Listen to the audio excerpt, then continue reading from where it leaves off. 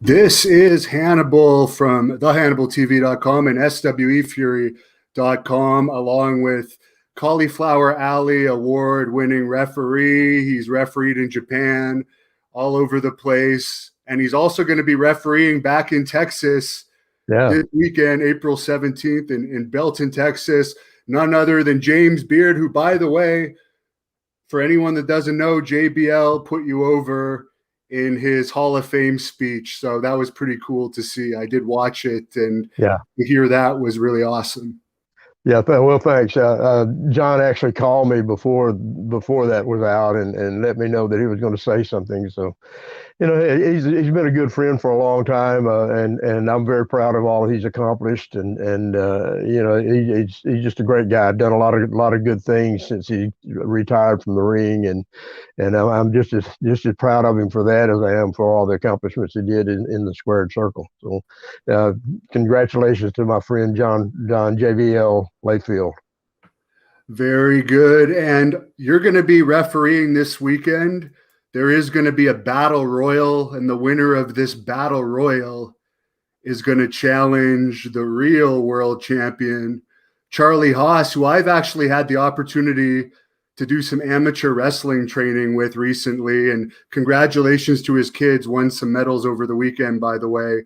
But he is a true champion, a great amateur wrestler. And then the same night, it's going to be title versus title. Rodney Mack defending the television title against the Blood Hunter with Selena De La Renta in Belton. And you're refereeing both of those matches, I believe, and the Battle Royal.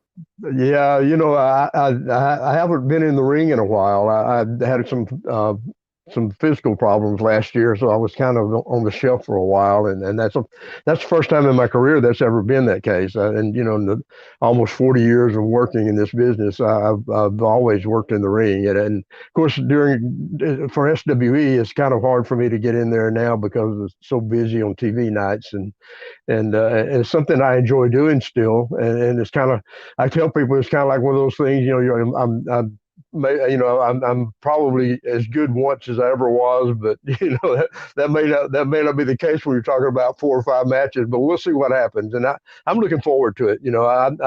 I've got myself back into better shape again, and the physical issues are gone, and I'm feeling pretty good. So I'm kind of looking forward to getting back in the ring for a change. And I guess if you're gonna get in there and get readjusted, you might as well get in there with the best. And I'm in there with some tough guys this weekend, and I'll do my best to try to keep as much order as I can. I know it's going to be crazy, but that's just the way it is. Yeah, it's only going to be $10 to enter. There's bull riding before that, I understand. The Blood Hunter is actually going to ride a bull, and I'm going to be recording it.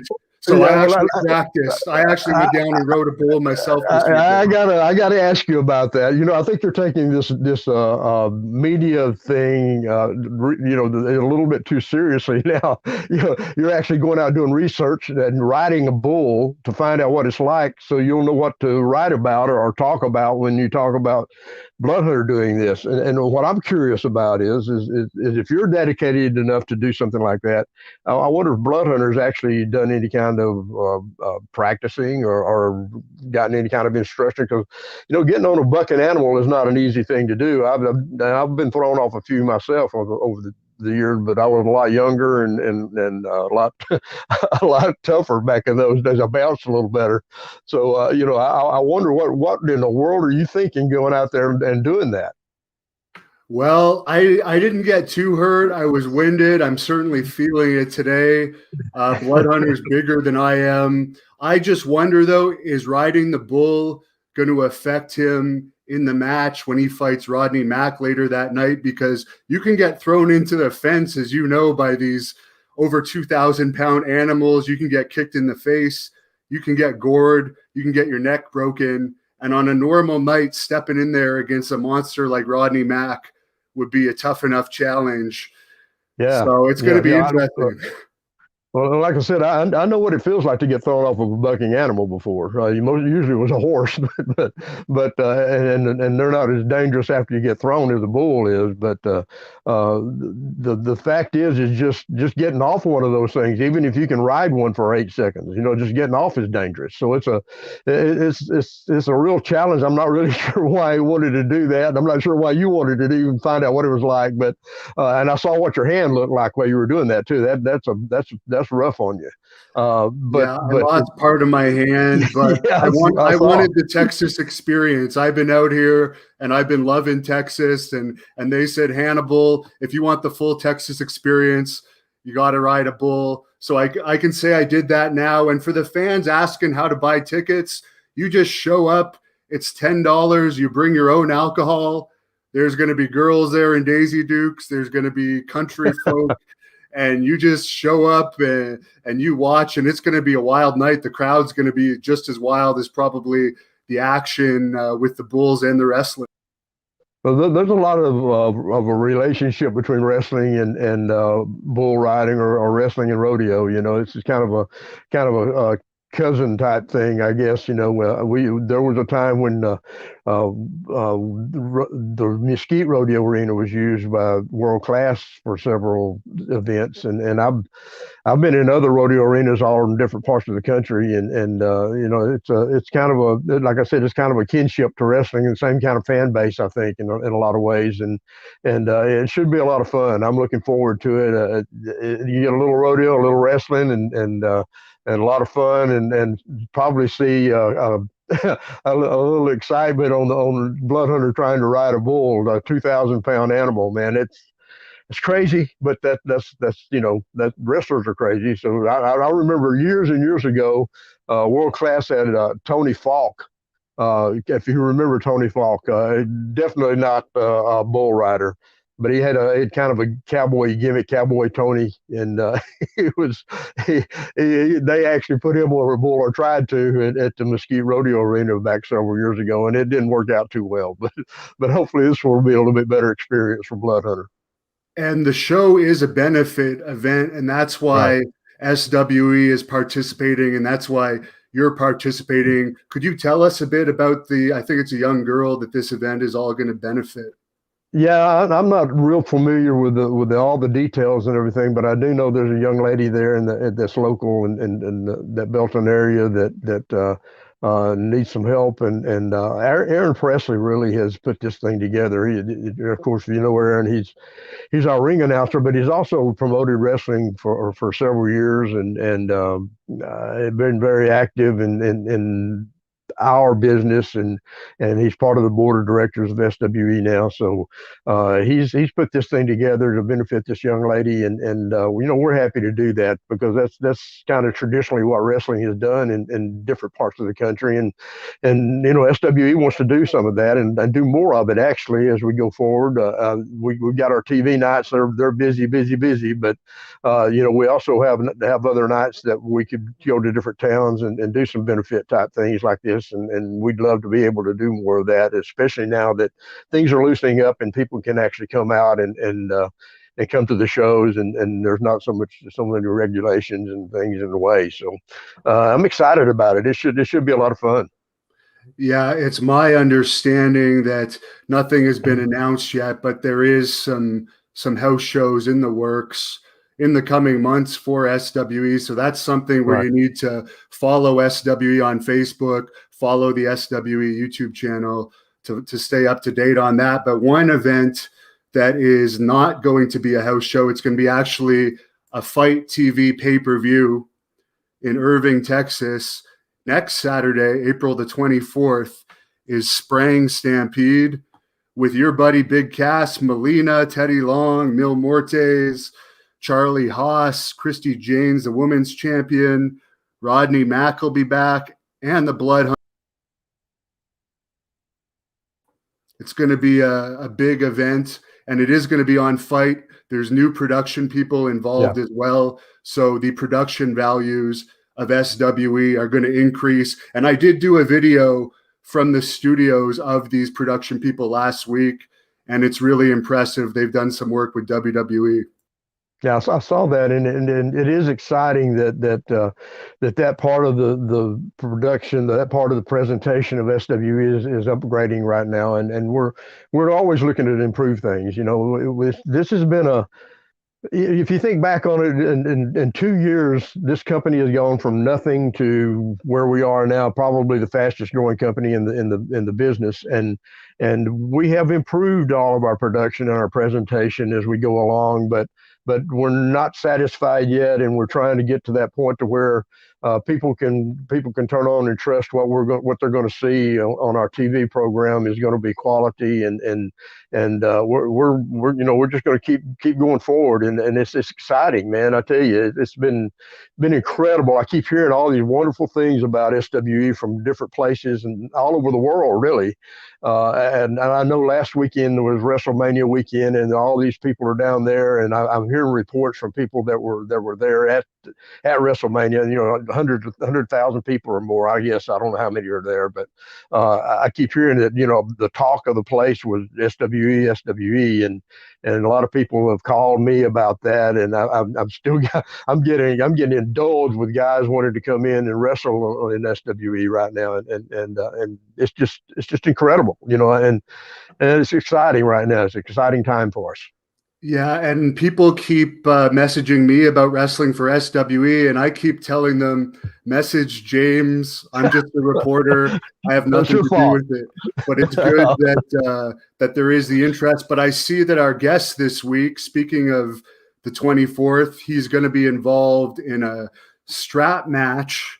So we'll bring him on right now. James, you know this man very well. Max Castellanos, who has been Yes. involved in a very bitter feud. Is it the longest feud in SWE history with Moonshine Mantel? Yeah, it is, it's it hasn't slacked off at all since it started, and it kind of started all of a sudden, and probably need to talk about that a little bit. Max, how you doing, man? I'm better.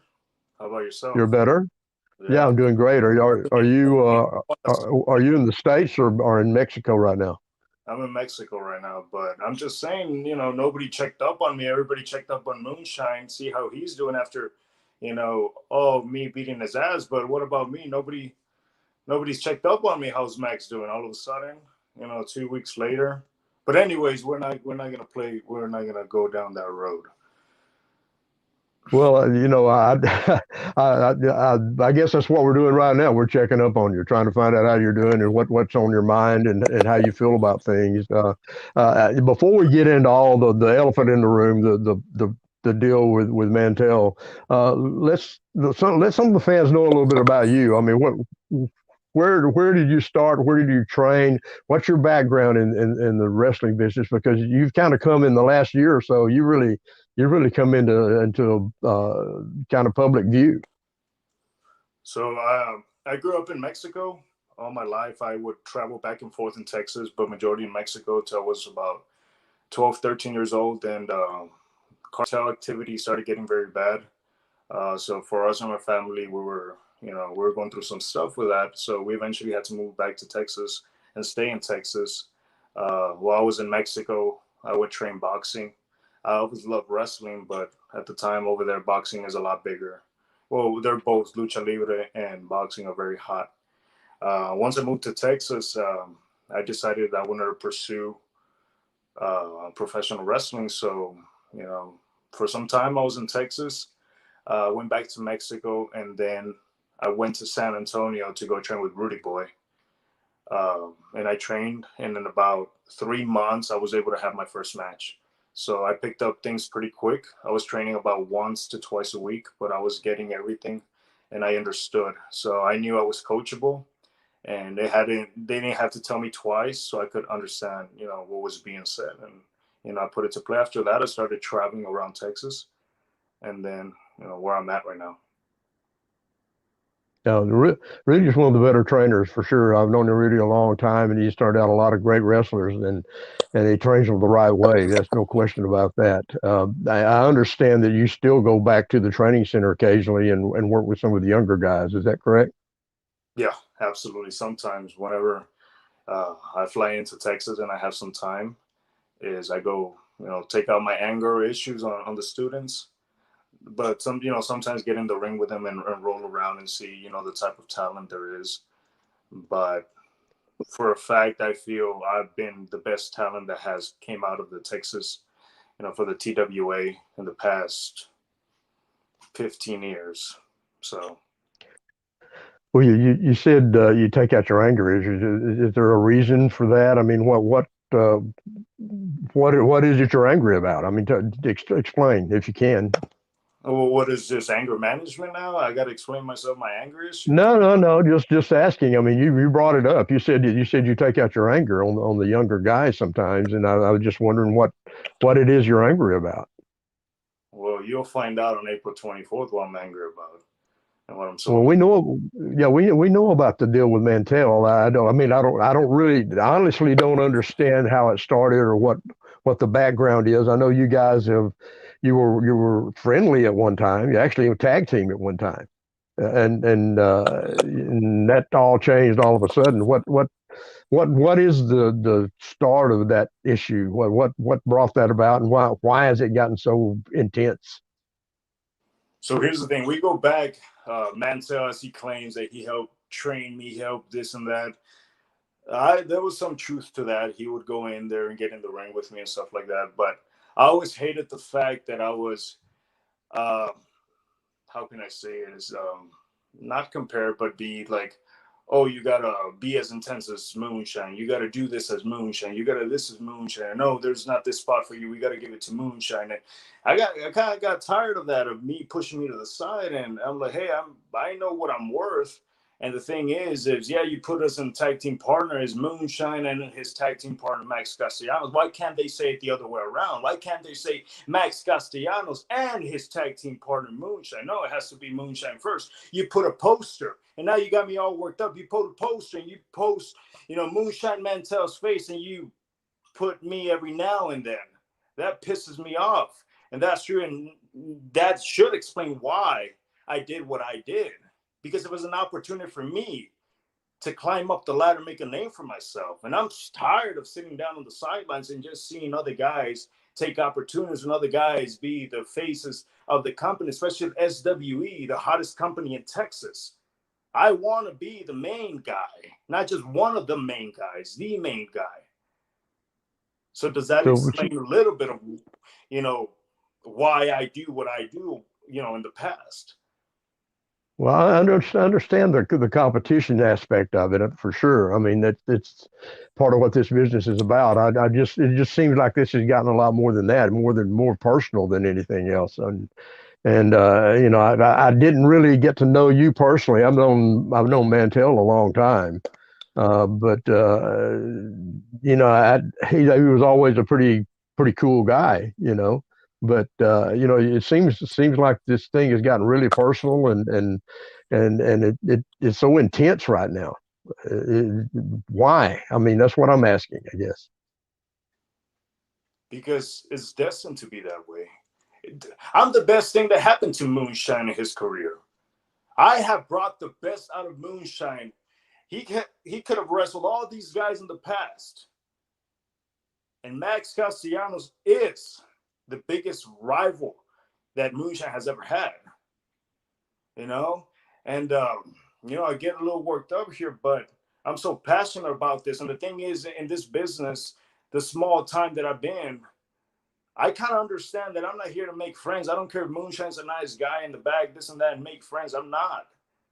There's a limited time for me, a time frame that I want to be the absolute best. And I want to climb that ladder.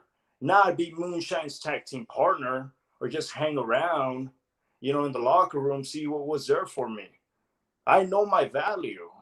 And the thing is, yes, between me and Moonshine is very intense. And if it wasn't for those stupid security guards stopping him, I would have lit him on fire. Maybe I would be in jail right now. I don't know. But how about when he was hitting me with the bell on the head? Nobody checked if I had a concussion. I was busted up. Nobody stopped the match. But as soon as I pull out the belt and I start whipping him like I'm his daddy, all of a sudden Teddy Long comes out, right? And he's like, no, stop it. If you touch him again, you're fired. How funny. Well, the difference, Max, is that the bell was part of the bull rope match. I mean, that was part of the match. I don't remember a belt or a lighter fluid or a lighter being a part of the match. I mean, that's kind of taking things a little bit far, isn't it? Don't you feel like that's a little out of the competition realm? Can we move on to the next question? Well, I mean, I'm just trying to get answers. I'm just wondering, and I know can be a violent business, but I wonder what's prompting you to feel like you have to go to that extreme to do something to someone. I mean, that's something that could hurt somebody I mean, permanently, really. Maybe, but things happen, right? That's life, and that's how you learn. So, how is it my fault that first I give him a chair shot in the head? Next, I break a 55-inch plasma on his back. Third, spray some Clorox in his eye. And now this, wouldn't he be smart enough to say, hey, maybe there's something coming, I should watch my back? I blame him more than I blame myself for him being so stupid and not keeping his eyes open. And plus, I understand the bell, it is part of the match, but he hit me like 20 times in the head. And nobody even came to check if I needed, a water break or if I was seeing clear. Maybe I wasn't even thinking clear.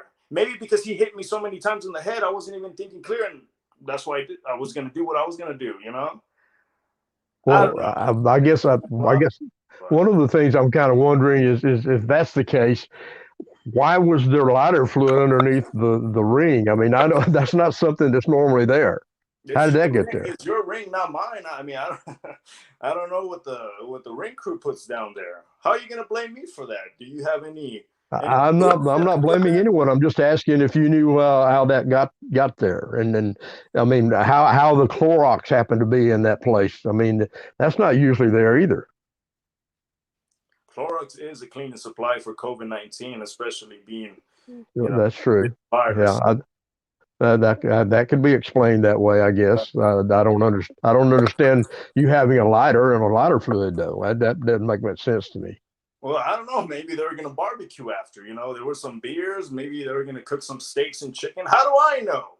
I just happened to bump into that when I hit the steel steps. I looked. I'm like, oh, look at what's down there. So, you might want to ask your ring crew what they're putting down there, or what. That's not my fault. Well, okay. Well, in the history of wrestling, there's been certain feuds that have gotten so intense that guys got to a point to where it actually derailed their careers a little bit. Are you worried about that? I mean, I can remember Tommy Rich and Buzz Sawyer back in Georgia back several years ago when that feud got so out of hand and so crazy and so over the top that both of those guys got to a point to where they were not going anywhere in their careers anymore because they were fighting each other all the time. Do you worry about that? Honestly, I don't. I just think of the now. I'm not thinking about, I know, we got to think of him, but no, we'll see where this goes. And the thing is here you go, comparing me to somebody else again and having to, whatever things happen. Same on the 24th. It's a strap match, a lumberjack strap match. Yeah. You see how you signed me up to this? And then, man. Well, I mean, you don't have to agree to it. That's Teddy Long actually had that idea. I mean, you brought the belt out first and started with the strap, so it was kind of a natural thing for him to want to do something like that. That makes sense to me. First of all, I think the ref was involved in this because he was in the way, and I tried to move him, and I bumped him, and then he bumped into Moonshine. That match should have been. So the belt just came off accidentally. Is that what you're saying? No, absolutely no. That was on purpose because that was me trying to teach him a lesson. I don't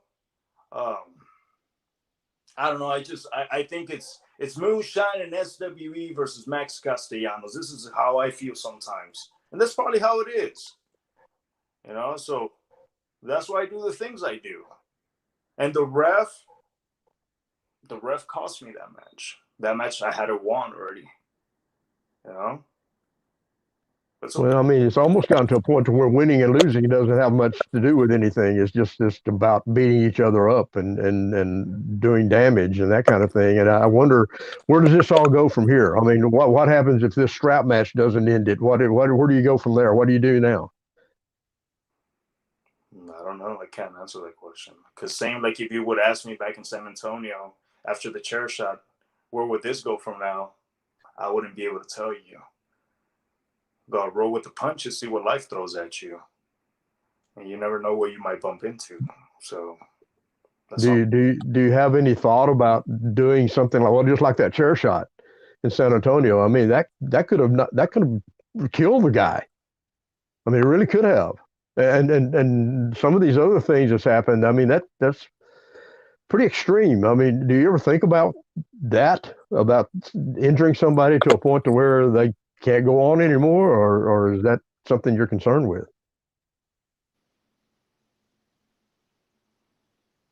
I really have no answer for that question.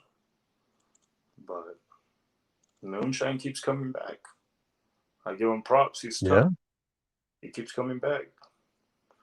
So okay. Well, I don't think there's any question that both of you guys are tough. I mean, that question's been answered a long time ago. I just wonder, how far this goes and how does it end? And let's say it's over next on this next match. Whatever happens is resolved. Where do you go from there? And what do you want next? What are you looking for in NSWE or in your wrestling career? What are you looking to do?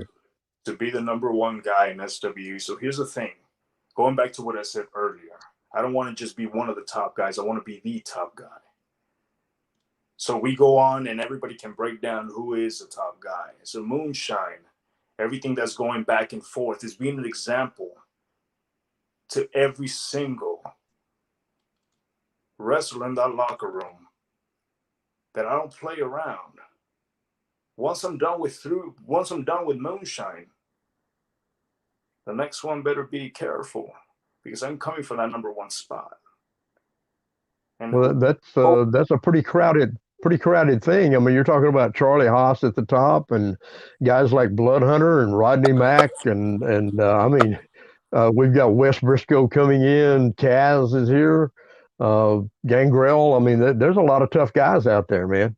And I'm supposed to be scared because you hype them up like that. I'm supposed to be. No, I'm not. I'm not pretending that you're scared of anybody. I'm just saying this is a competition, and it's tough. It's really tough. I mean, I understand, and I appreciate the fact that you want to be on top. I really do. That's what you should feel. But listen, I just wonder. When you grew up the way I grew up and the stuff I went through in Mexico, none of this scares me. None of your guys that you just mentioned, everything they've done, I have the whole respect in the world for them. But still, that's not going to stop me from climbing up the ladder. And if you want to build up Blood Hunter and Charlie Haas and Big Cass, and like I'm supposed to just say, hey, I'll sit back here. No, there will be strategy, but I'm not going to back down. So like I said, going back to Moonshine is just a stepping stone to my career, getting bigger and bigger as the months go by. That's plain and simple. Well, you talked about your upbringing. I mean, what is it about your upbringing that causes you to feel the way you feel? Is it just from being in a tough situation, or what? There's more than tough situation. The thing is, when you grow up where there's guns, violence, drugs, all this stuff, and you see this right in front of you, it changes you. It makes you into a man a lot faster than if you're born, in San Antonio, Houston. I mean, there's obviously different bad parts everywhere. But what I'm saying, a regular upbringing of a 15-year-old, hanging out at Peter Piper Pizza with their friends, playing for tokens and stuff. There's a whole different meaning of us over here watching out for our lives. Gunshots going left and right while you're hiding underneath the cars. There's a big difference. So if I've been able to get through that mentally and emotionally, I can get through anything, and I'm not scared of anything. I'm not scared. I fear no man because I know how to defend myself. I know how to take care of myself. And I've proven that I'm not afraid of moonshine or anybody and the SWE. I want to make that clear. Did you have any? You said you grew up with boxing, I guess, as an influence, and obviously there's a lot of great Mexican boxers. Did you have any Mexican or any heroes in wrestling that you looked up to? In wrestling or in boxing? Oh, both actually. Well, Oscar de la Hoya.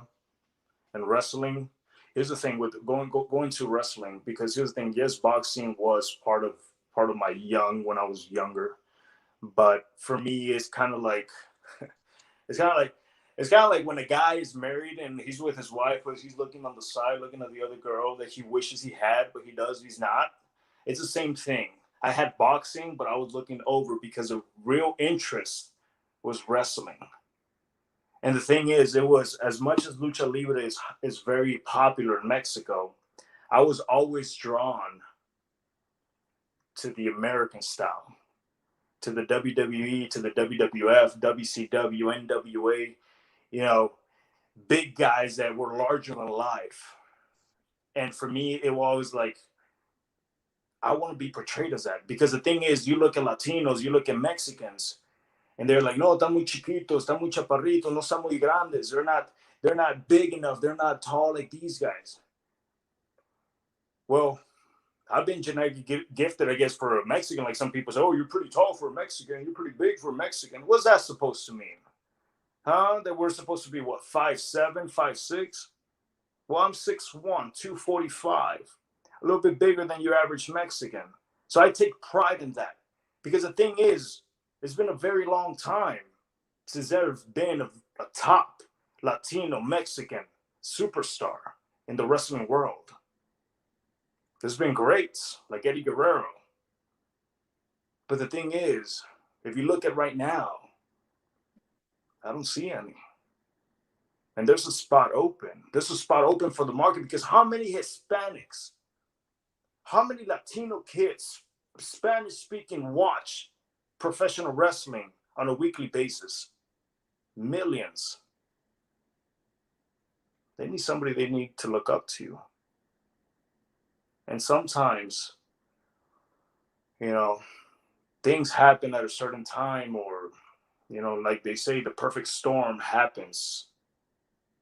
I feel the perfect storm it is for me. And it's about to start. Well, you know, I agree with you that it would be a wonderful thing for the Hispanic youth to have somebody to look up to. And there was a time, I mean, I remember Jose Lothario from many years ago, that he was a bigger guy and a very traditional type wrestler. He wasn't a lucha guy. And he was very popular in the state of Texas, and a lot of people looked up to him, Hispanic and otherwise. It didn't matter. But he was a hero. Do you perceive yourself or see yourself becoming a hero? Is that what you're looking to do? I feel I'm a hero already. You know? That's what I think. I may be wrong, but at the end of the day, I don't care what anybody thinks. At this point in my life, whatever I'm doing, this and that, I think I am doing the right thing. Some people may agree, some people may disagree. It doesn't pay my bills. I really don't care. It is what it is. Life is unfair sometimes. Obviously, you know how the saying is, oh, we got to get used to it. The same thing in this situation. So, pretty damn happy with myself. Live in Mexico, enjoy the beaches, the women. Don't have to worry about working an 8-to-5 job. Don't have to worry about, you know, staying with one woman only. So yeah, I'm living a pretty good life right now. I've seen some pictures. I've seen some pictures. It looks like you're having a pretty large time sometimes. I saw his promo. I saw his promo with the lady. That was pretty impressive. Yeah, the lady, the White Claw lady. That's what they called her. There's a fan that wanted to know, Max, if you could explain to the people that don't speak Spanish what your nickname means. So El Chingon de Texas, Chingon is a very popular word used in the Hispanic culture. Chingon could be used as badass, as big, as larger than life, as like you could say, oh, that truck is Chingon, like it's a badass truck, or that it's kind of used like that. So being, you know, trained in Texas and wrestling mainly in Texas is El Chingon de Texas. Somebody called me that. I believe it was back in 2018 at a wrestling show, and after that, it just stuck. And then I just started using it.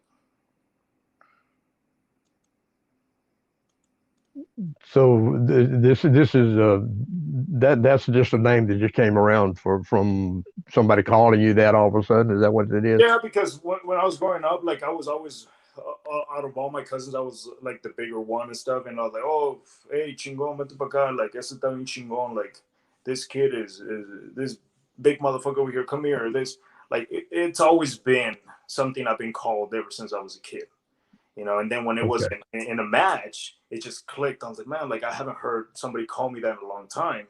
It just brought me back to Mexico to like, when being a kid and stuff. And like always in class, I was always a kid with the big head, the taller one, always in the pictures, in the back.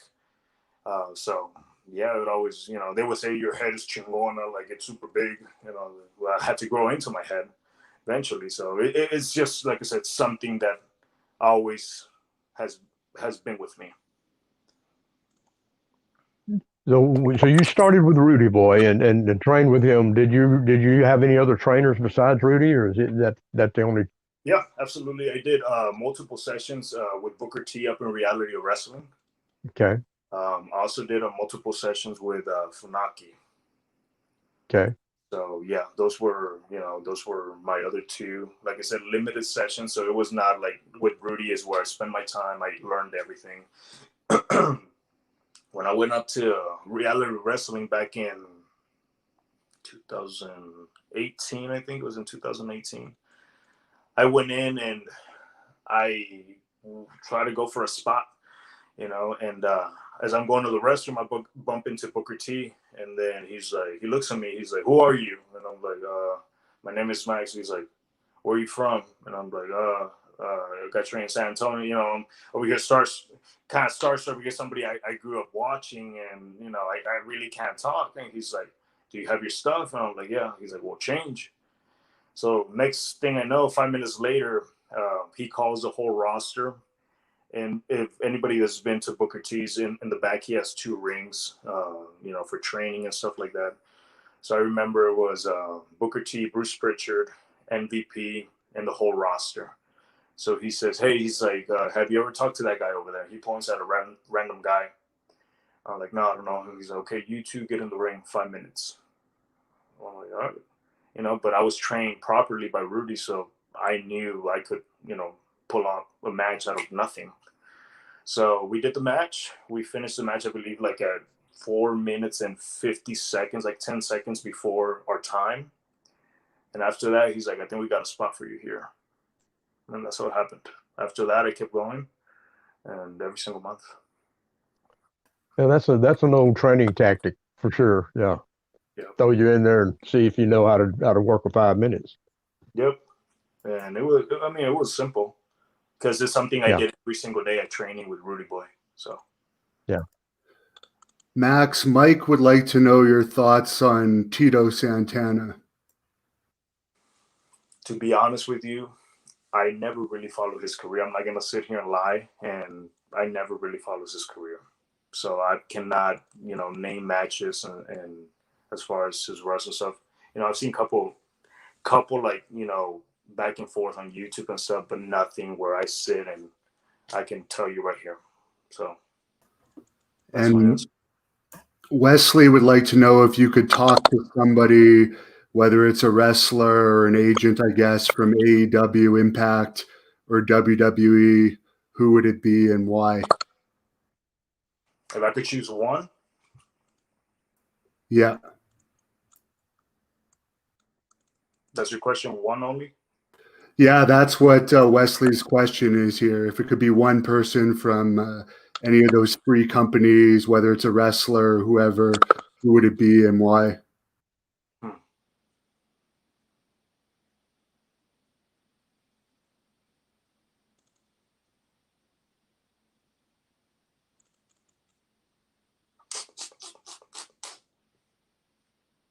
That's a good question. Honestly, I have somebody in mind, but it connects to a personal story. I mean, for me, but I don't feel like sharing that at the moment. So, yeah. This is a good question from Matt R. If people could look you up to watch just one of your matches, what would it be and why? I would have to say my favorite that I've seen of yours is from this week's SWE Fury TV show, the cowbell match. I have to agree with you. Yeah, absolutely. That match. Yep. I felt as much as I can't stand Mantel, and I know he's honestly brought the best out of me and my best performance, my most aggressive aggression of who I am. I can say it's kind of like same like the Joker needs Batman and Batman needs the Joker. Feels kind of like a mutual thing, you know. I feel alive in that ring, and I feel more intense than ever when it's time to kick his ass. I can't explain it. It's just chemistry, something intangible, something you can't really explain. You just feel it. Well, there's definitely styles make fights. It's the same thing in boxing, but you guys are really pretty similar in style. You're both very aggressive. Both of you very physical. Maybe that's what it is. Maybe it's just you're too much alike. Maybe that's what the problem is. Yeah, could be. Very good. And there was another fan on here that says, would you consider wrestling Moonshine in a cage?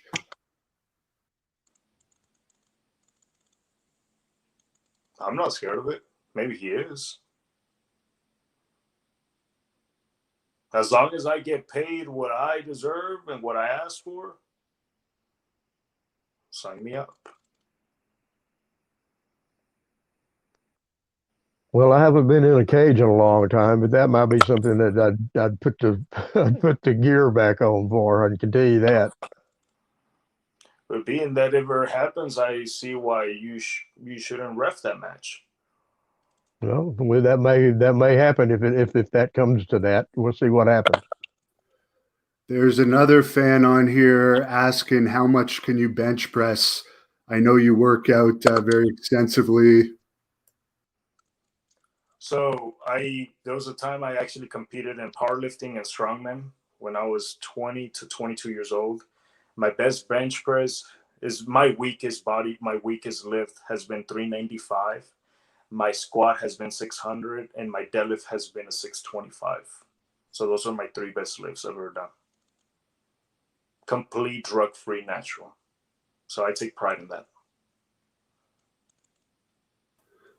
And where can fans follow you if they want to look you up on social media? So on social media, it's going to be on Instagram, Max Castellanos 80. On Facebook, it's Max Castellanos, and Twitter is Max Castellanos 15. Very good. Well, I thank you a lot for joining us. The powers that be want James and I to cover a few other things. I wish you luck. April the 24th. It's going to be on Fight TV for people that want to watch it live on pay-per-view, and it's going to be at Southern Junction in Irving, Texas. For anyone that wants to go see it live, more information is at SWEfury.com. Do you have anything to say to close off about this fight that might be your last fight against Mantel? Stay tuned. That's all I'm going to say. It's going to be a good one. Oh, thank you, Max. Appreciate you coming on with us. Very good. Now, James, there's a bunch of other. Well, what did you think about that? First of all, that was a very intense fellow. That might be the most intense interview you've ever conducted on here. Yeah, I don't look at myself as a great interviewer or anything, but I feel like I feel like the guy is just so focused in what he wants to accomplish, and I wonder sometimes, what these young guys are thinking when they get to that point and they get involved in something as intense as he's involved in with Mantell, and I hope it ends up being a positive thing for him. I really do. I really hope it turns into a positive thing. But I worry sometimes that these guys get so caught up in that one thing that it hurts their careers later on. And I've seen that happen before. But you know, he and Mantell both are great competitors, and I think they'll both come out of it okay, no matter who ends up on top. And this may be something. This may be still going on a year from now. Who knows? Yeah, there's a big rivalry. I've talked to Mantell about it as well, and there's no love lost with these guys. Just to discuss some of these events coming up here, Yeah, there is, of course, the one we've been talking about, April 24th at Southern Junction. Then May 22nd, it's going to be right in downtown Dallas at Eddie Dean's Ranch for another TV taping. Then June 19th, about 2 minutes from where I am right now at the Irving Convention Center at Las yeah. Colinas. I'm really excited about that. Then July 24th, we're coming to Lubbock, Texas. So you want to talk a little bit about those huge shows coming up? Yeah, we're kind of spreading out a little bit now. Of course, I'm this next one in Irving at Southern Junction. We've been there before and had a great crowd there. I'm anticipating that we're going to have an even larger crowd this time, and I know the matches are going to be great. I have no doubt about that. I'm excited about Eddie Dean's thing, and it's downtown Dallas. It's real close to where the old Sportatorium used to be. So that's it's kind of like bringing back some old memories, going down in that part of the town and that part of the country again. And I'm excited about that. Of course, we don't know what the lineup is going to be there. And a lot of that depends on who wins and loses on this next one. And of course, the big thing in Convention Center in Irving, the city of Irving is getting behind us on that. And I think there's going to be a lot of special guests coming in for that. We had a big fan fest type thing in Carthage, Texas. It turned out wonderful, and I'm sure that the powers that be are putting together another list of big stars to come in and say hello to the fans and sign some autographs and some pictures and that kind of thing. And that's always exciting to have those special guests come in. Even though they're not wrestling, they add to the flair and to the atmosphere of how important those nights are, and I'm sure the matches that night will be special as well. So that's great. And then going to Lubbock, man. Oh, I just lost myself. You're that excited about Lubbock, you threw your computer up in the air. Yeah, I did. Yeah. Am I there? Well, There I am. I did. well, you're getting. I hit my wire. Yeah. So Can you as hear you're me? saying for Yeah. Lubbock, I know I've never been to Lubbock yet, but maybe you could tell us about that. I know there's a rich history of wrestling there. Well, yeah, West Texas has got a great history of wrestling. I mean, the Lubbock, Amarillo, all that area, Abilene, that whole part of the country is that's the funk country. That's where all those guys were made famous out that part of the world, I say. But they had the same. We talked about it before. They had the same style that we have right now, and same style that we had in Dallas at the Sportatorium.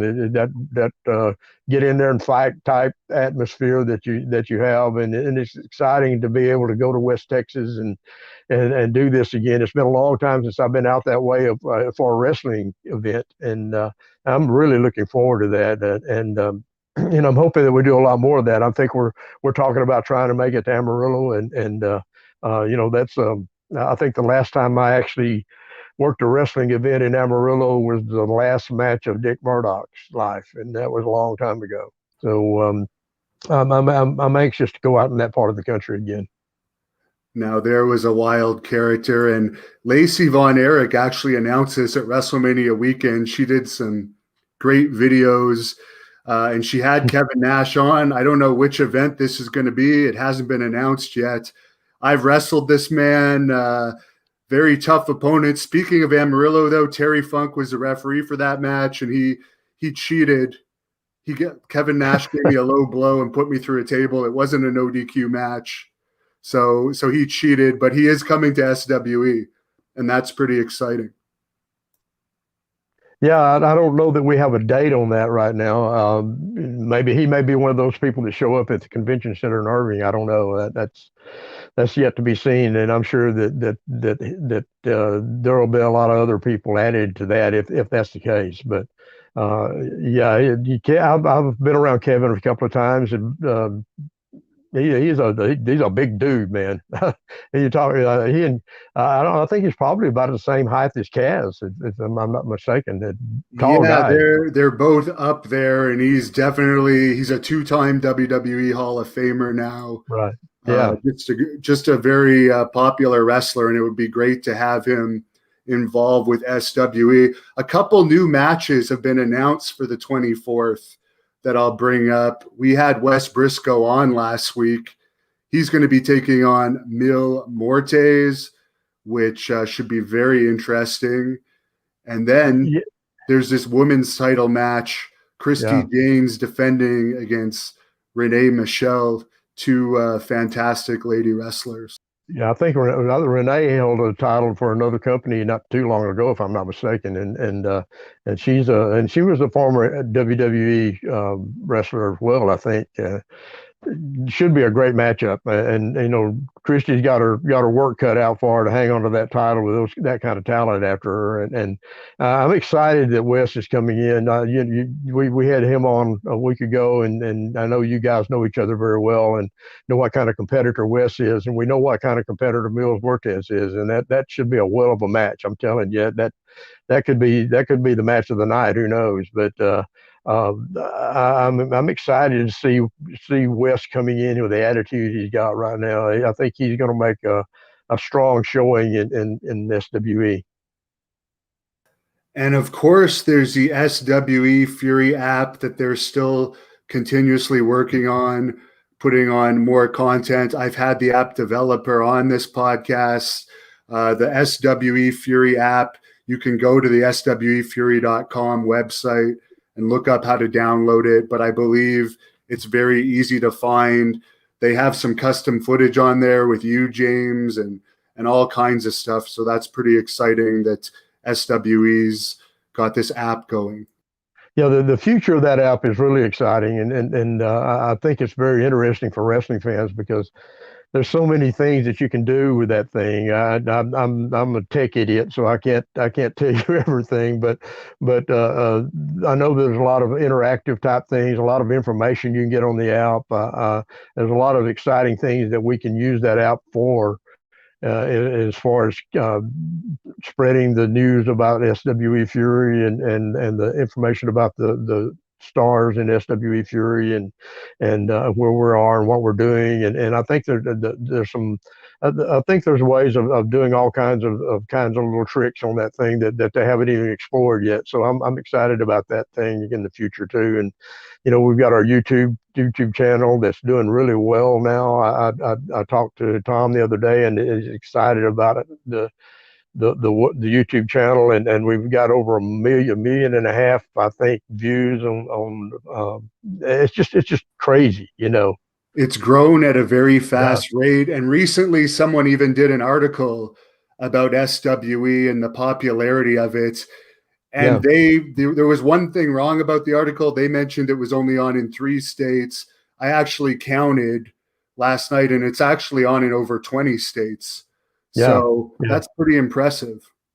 Yeah, it's gotten out there, and I don't even know where we're on right now. And of course, you can get us anywhere basically if you go to Fight or YouTube, So it's not like if you're in Alaska, you can find us somewhere if you got a good enough signal there or good enough Wi-Fi or whatever. But it's exciting that how much this company has grown and all the comments and accolades that have been coming our way especially in the last few months. It's unbelievable, and I'm so proud of the way we've done it. I mean, I know that you can't make everybody happy, and I know there's a lot of guys out there that want to work for SWE that we just don't have a place for right now. We're trying to find that situation where we can get more people in here, but we just can't do it, and there's only so much room and so much time. And right now, with the way we have to do TV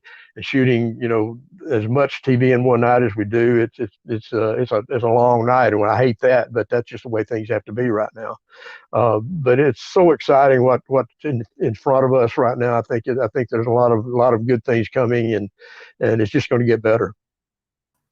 Oh, yeah, definitely. And if people do want to get serious about joining SWE, Mark Henry had a interview video this week. He's part of the management team now. I know he supervises these wrestling camps that you're part of before the television tapings, and you guys recruit and often give tryout opportunities straight out of that camp. So it's worth the trip if you want to get noticed to make your way down. Maybe you could tell us a bit about the camp on the 24th.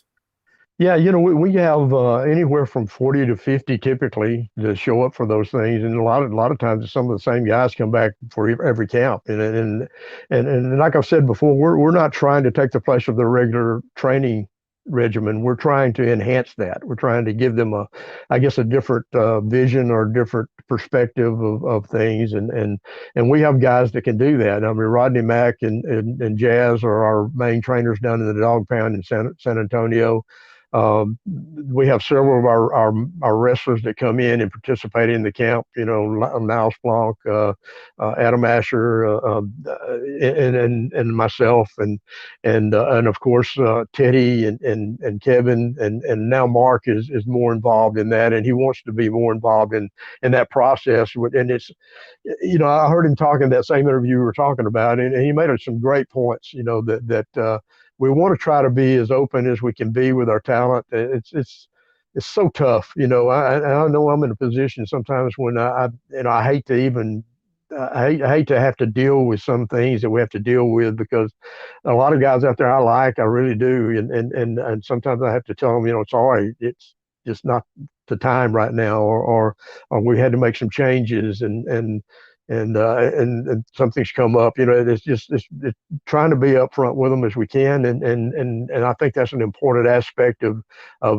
growing this company, is having that kind of relationship with the talent. And Mark is dead on in talking about that, and that's something that's kind of dear to my heart, because I was always part of the talent. I was always kind of one of the boys, and being in more of the management side of things now, sometimes it's tough for me, because I keep wanting to be in favor of the boys, and I understand that the business has to be taken care of, and it's a tightrope, but you got to be fair, and you got to be honest, you got to be open, and he made that point, and I think that's something very important in this business that you have to abide by. Yeah, so I would highly suggest, even Kevin Sullivan watches those camps and gives speeches. So I don't know exactly how much it is, but to get Rodney Mack, Jazz, you, Mark Henry, Teddy Long, Kevin Sullivan, and whoever else happens to be in the room that day to look at you and advise you, that's a pretty good deal. Well, and that's another aspect of that too. There's eyes on you, that you don't, all of us have connections different places, and you never know who's looking at you and why, and who they talk to, and how they're impressed about somebody in a certain way, and if you listen to guys like that, Mark and Teddy and Kevin, who've been around and are all Hall of Fame type guys. And, I've been training guys since over 30 years now, started in Japan years and years ago. And Rodney Mack and Jazz, they're two of the best trainers around in the business. And we've got guys, Niles Blanc has his own training center up in Missouri. So and Adam Asher trains guys. So we've got guys that on our roster that actually invest in paying it forward. and we're all very dedicated to doing that in the best way we can. And the good thing about it is all of us have basically the same kind of mindset about what really belongs in this business, and we're trying to convey that to the talent and trying to give our perspective, and hopefully we're helping some guys along the way, even whether they work for us or not. Very good. And if anyone wants more information, again, SWEfury.com. James, there's a few people commenting on here about your book that's available on Amazon. And I think you always have copies at the events too, if they want to. I don't typically go out to the tables. I may do a little of that now. I had a new supply of books come in just a few days ago, so I've got some available. I really probably should put those on the app. That's another one of those. We've got some merchandise out there that people can buy from SWE, and I probably should talk to Tom about getting that included on there so they can do it through that way. Or if they want to contact me directly, I'll be glad to sign a book, and you can pay PayPal, and I'll mail them to you however you want to do that. Yeah, I'm not hard to find on Facebook, so if you want a book, then I'm happy to. And I keep telling people this, and I procrastinate, but I've got to finish up the second book and get things updated a little bit, because I think I've got a good story now to tell, especially with all this stuff we've done with SWE, and I know a lot of people are curious about that, I want to tell that story, and I think that's part of what this second book is going to have. I'll throw in one question for you from a fan here that's asking, who were some of your referee idols? Oh, wow. I'll be honest with you. I don't know that I idolized anybody. I watched, of course, the guys in Dallas, David Manning, and that were current. He was a guy I watched, and way back Marvin Jones, way back to those days, and of course Bronco Lubitsch was a great mentor. I don't think Bronco was the greatest referee in the world, but he was such a respected guy. He was very effective. There's been some great referees out there. We talk about the Tommy Youngs and Dick Worleys and Ronnie West and Charlie Smith, and oh man, I can't even go on and on. A lot of my contemporaries I have a lot of respect for, but I don't know that I really idolized anybody in particular. I've talked about this. I've just got thrown into the business, and I kind of did it my own way, and I had a natural feel for it, and it's something that I enjoy still doing when the time comes. And I'm looking forward to getting back in the ring this weekend for a change. It's been a long time now, and it should be fun. Yeah, I'll put the poster up for it before we wrap up here. It's at the Bad Dog Rodeo Arena. This poster says 6 p.m., but I believe it actually starts at 5 p.m. for the bull riding, and the wrestling is after the bull riding. Adults is $10. Kids 10 and under, only $5. That's pretty good entertainment, and it is a benefit event for a young lady from Belton, Texas. So I'm looking forward to covering that. Some of the matches there are also going to be recorded for the Hannibal TV. I'll be there helping with the recording. So I'm looking forward to seeing you in action for the first time. I've never seen you referee. Yeah, I'm excited about that, and the Blood Hunter match that should be a crazy, and we haven't even talked about it, but Charlie Haas will be there defending against the guy we've been talking about tonight, Mantell. So I believe that's right. Is that correct? Oh no, I think you got that confused with another house show coming up. Oh, that's Charlie okay. Yeah, Charlie Haas is going against the winner of a battle royal. Yeah, okay, I got you. Yeah. Yeah, so we don't know the right. opponent yet.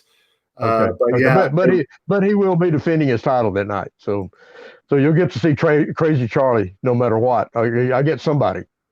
And I understand that Charlie Haas is quite a line dancer, so he'll be right in his element there in Belton, Texas. Well, I don't know about his line dancing. I've been into a couple of bars with him over the years, and I never saw him dance. He's not a very good singer. I know that.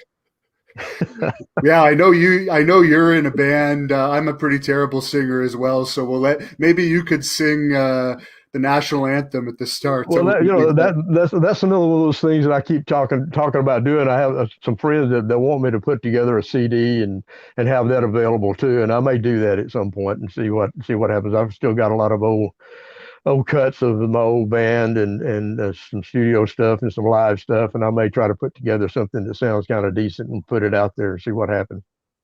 Very exciting. I'm looking forward to hearing that. Well, thank you for doing this podcast again. It's always a pleasure to do these interviews with you. I'm looking forward to seeing that strap match, which is going to be live on Fight TV if people want to order it, between Moonshine and Max. And I'll let you close this off however you want. Well, I'm just, like I said, I'm just really excited about all the things that's going on for us right now. I keep looking down the road and thinking, a year from now, where are we going to be? A year ago, where were we? And here we are doing all these crazy things and getting so much attention. And I'm so proud of SWE Fury. I really am. And the guys that are behind the scenes doing all the work and letting us, take the accolades, the guys up front like myself and Teddy and Mark and Kevin, we get to be part of the face of it a little bit, but there's a lot of work going on behind the scenes that nobody talks about. And I appreciate that so much. And that's what's made this what it is. And I'm looking forward to this being the biggest year for us yet. So come out to see us this Saturday night in Belton, Texas. That's down there close to Waco. And then, of course, on the 24th, we'll be back in Irving, and that's going to be a heck of a night. See you there.